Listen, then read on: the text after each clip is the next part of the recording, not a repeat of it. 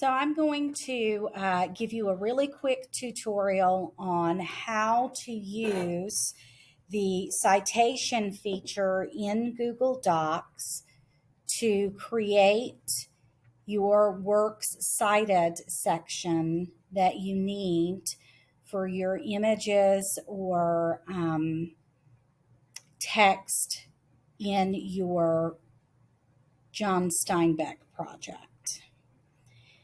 So once you are ready, you are going to open up a Google Doc, a blank Google Doc will do. And you are going to your tools, and you're going to click on this one that says citations. And over here on the right, you want to make sure that it says MLA. And you are going to add your source. So whatever kind of source it is. All right. So if you are using a website, and many of you are going to choose cite manually. I know that right here it says you can search with a URL.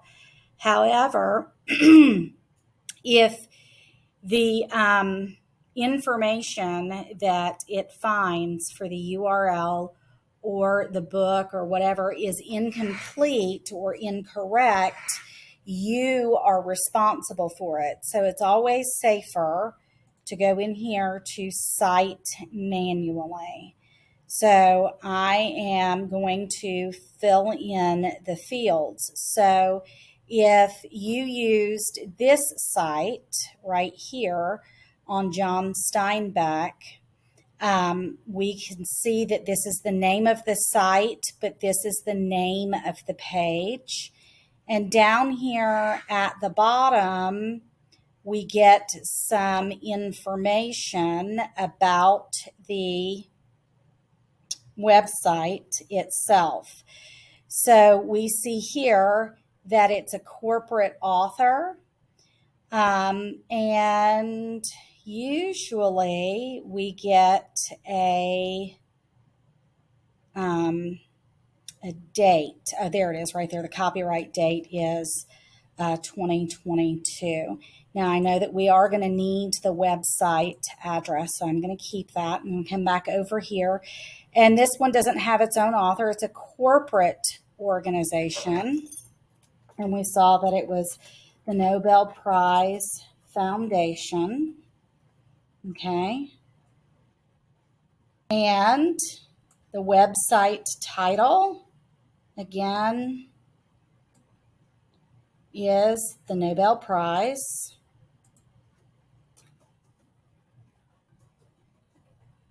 And then the title was the page that we were using, John Steinbeck Biographical.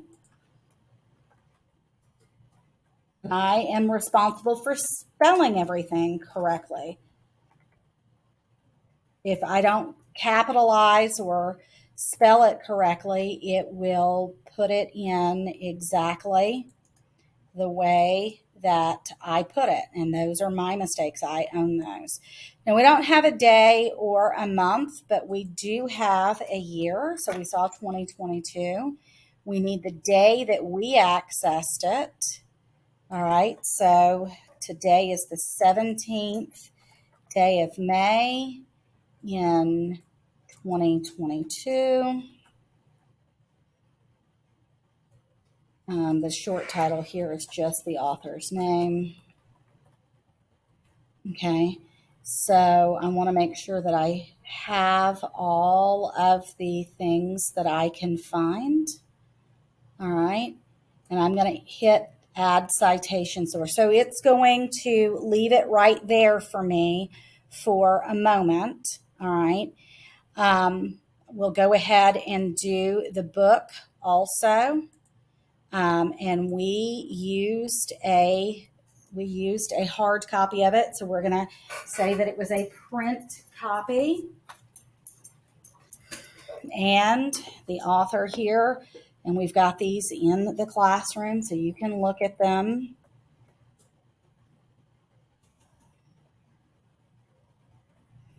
So again, I've got to make sure that I'm spelling things correctly. And the title,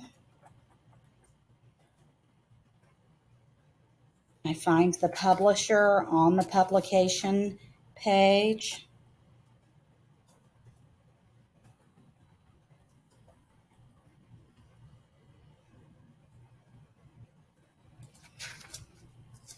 I find the year that it was published on the publication page as well. 1937. And for Penguin Books, it says here, oh, here it is. I'm in the wrong place. New York. Sometimes the publishers are not New York. They're Bedford or some other place. I don't have an edition or a volume. There's not a short title. So I click Add Citation Source. If I had an image, let's see, let's go to here. And let's say that I used this one right here. Let's see.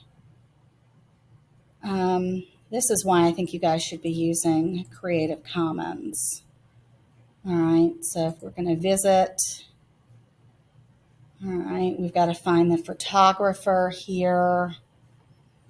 And with Creative Commons, we can do it in Getty Images or the like. We don't really need this. All right, so we'll go here. I'm going to add a citation source, and this time it's an image, and I selected it. I got to it from a database. This would be the photographer's name, but for time, I will put this in here.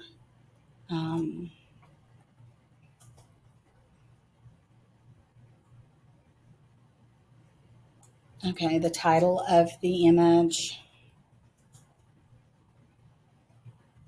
Here it's a photograph.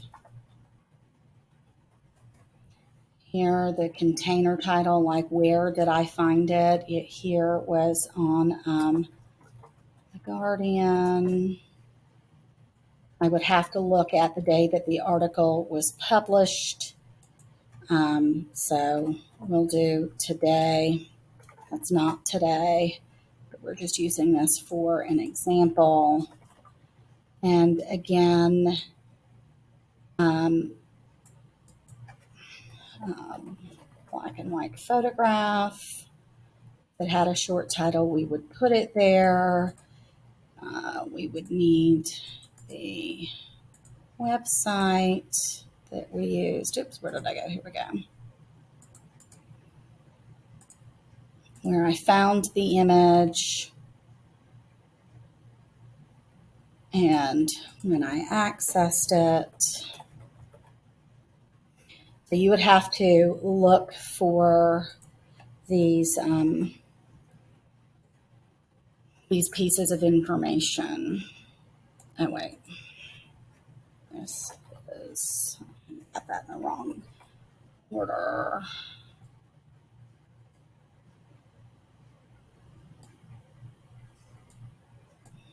Okay. I would add my citation source. Okay, so if on the particular page in my Google Sites that I had used an image, I had quoted from the book, and I had gotten something from a website, then I would have three sources. And so to see what it would look like, I would hit Insert Work Cited. Okay, and this is what I would have to copy and paste in that order with those margins. So you've got to make sure that your spacing and your margins, these margins don't come over to be left justified. That's what I would put from work cited all the way down to this period after 1937.